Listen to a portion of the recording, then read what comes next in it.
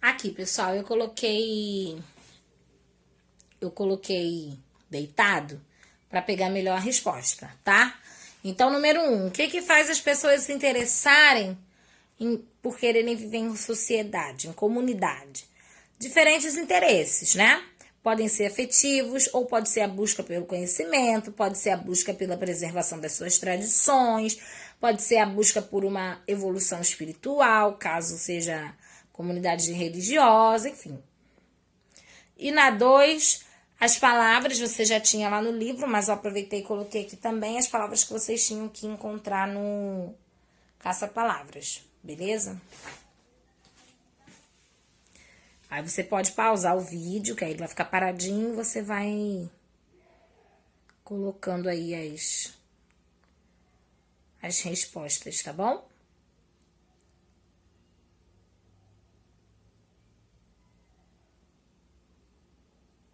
O que são as comunidades tradicionais? São as comunidades que já que existem, que buscam preservar, como o nome já diz, as suas tradições, os seus costumes. Mesmo sendo algumas indígenas, como a gente vai começar a ver na 262, mas mesmo sendo indígenas tem diferenças, porque os índios não são todos iguais. Existem tribos, cada tribo é uma coisa. Tem uma criança aí que é Tupi-Guarani, tem uma criança que é Yanomami e tem um jovem aí que é Pataxó. Cada um desses pertence a uma comunidade indígena diferente. Os 3 são indígenas? São, mas cada um pertence a uma comunidade diferente. Isso os torna diferentes. Os indígenas foram os primeiros habitantes do território onde hoje se localiza o Brasil. Os indígenas brasileiros não pertencem ao mesmo povo, pois eles são formados por povos diversos, com hábitos, costumes e línguas diferentes. Hoje no Brasil, há várias comunidades indígenas que pertencem a diversos povos.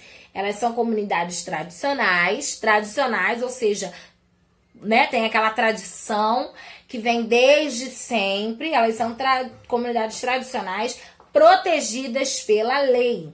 Elas têm direito a viver em suas próprias terras de acordo com seus costumes, mantendo assim as suas tradições. Por isso é tão legal quando a gente fala sobre o Dia do Índio, quando a gente faz aquelas alusões ao Dia do Índio, porque sempre é uma forma de relembrar, de retomar a tradição da vida que os índios tiveram logo assim que chegaram ao Brasil e que eles, né, têm até hoje. Como os povos indígenas são diferentes, não existem práticas únicas para todos eles. Entretanto, há algumas práticas culturais que são comuns às comunidades indígenas.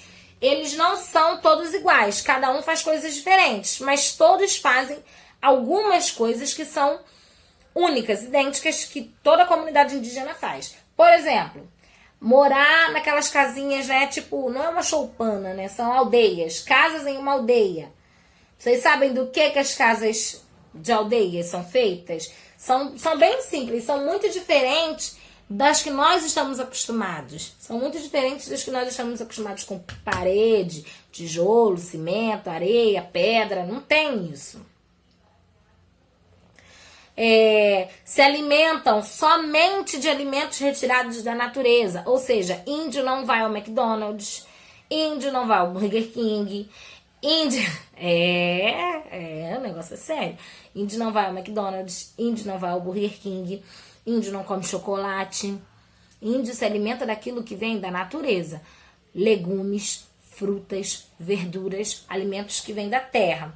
Dividem quase tudo que tem, principalmente os alimentos. Lá ninguém passa fome. Tá com fome? Não, eu tenho aqui, eu te dou, eu divido com você. É assim. E vivem em comunidades chamadas aldeias, e a terra pertence a todos da comunidade. Não é tipo, esse terreno é meu, esse terreno é dele, não tem isso não. Os homens saem para caçar em grupos, fazem cerimônias e rituais com muita dança e música, costumam pintar o corpo nesses eventos, realizam rituais de passagem entre a fase de criança para adulto. Existem festas para comemorar a fase de criança para a fase de adulto. A gente tem festa de aniversário todo ano.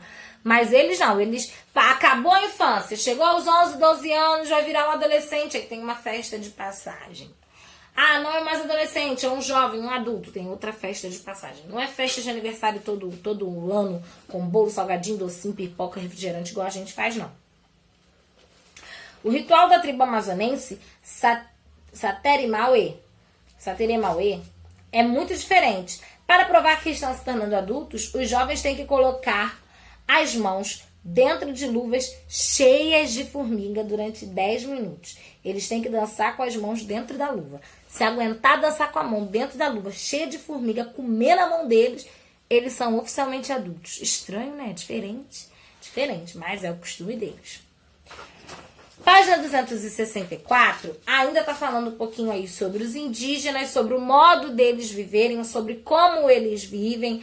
Está falando sobre duas figuras importantes. Uma é o pajé e outra é o cacique. O pajé é o sacerdote da tribo, ele é o curandeiro da tribo, ele é aquele que as pessoas vão buscar orientação para tudo, elas vão buscar orientação no pajé. Com o pajé. Ele conhece todos os rituais, ele conhece todas as ervas que curam doenças. A gente, às vezes, a vovó, a mamãe, às vezes não faz chá. Ah, tem que tomar um chá disso para passar dor de barriga. Um chá de não sei o que para passar dor de cabeça. Então, o pajé ainda sabe mais do que a mamãe e que a vovó. Ele conhece todas as ervas. Ele sabe quais plantas dá para fazer chá para curar, quais plantas fazem chá para matar, quais plantas fazem chá para passar dor de barriga. Eles conhecem tudo.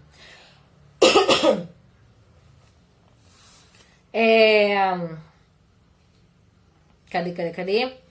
Isso. Os índios acreditam que o pajé recebe mensagem dos deuses. Isso aí eu não tenho como dizer pra vocês que é ou que não é. Porque vai do que cada um acredita. Eu, Cíntia, acredito que não tem como. Mas eles têm costume deles, né? Então talvez tenha, não sei. Eu acho que não. Mas se é a fé que eles têm, a gente respeita. Já o cacique, ele tem o papel de chefe. Ele organiza, ele orienta os indígenas, ok? Tanto nas atividades realizadas por mulheres como pelos homens, são para o bem comum da comunidade. As crianças aprendem desde pequenas as tarefas do dia. Lá as crianças não ficam o dia inteiro vendo Netflix, jogando videogame. As crianças vão fazer suas atividades, vão fazer as atividades que a mãe está fazendo, que o pai está fazendo, crescem aprendendo e, quando se tornam adultos, reproduzem essas atividades. Página 265 tem um texto falando sobre escolas indígenas. Nas aldeias também tem escolas. A gente às vezes não sabe, mas tem. E as crianças não ficam só brincando ou então fazendo os serviços dos pais, elas também estudam. De acordo com o Censo Escolar de 2008 do Ministério da Educação, existem 2.698 escolas indígenas em 26 estados brasileiros. Bom, se nós somos 27 estados, né, 26 estados do Distrito Federal, então significa que em cada estado do Rio de Janeiro tem pelo menos uma escola. Uma não, né?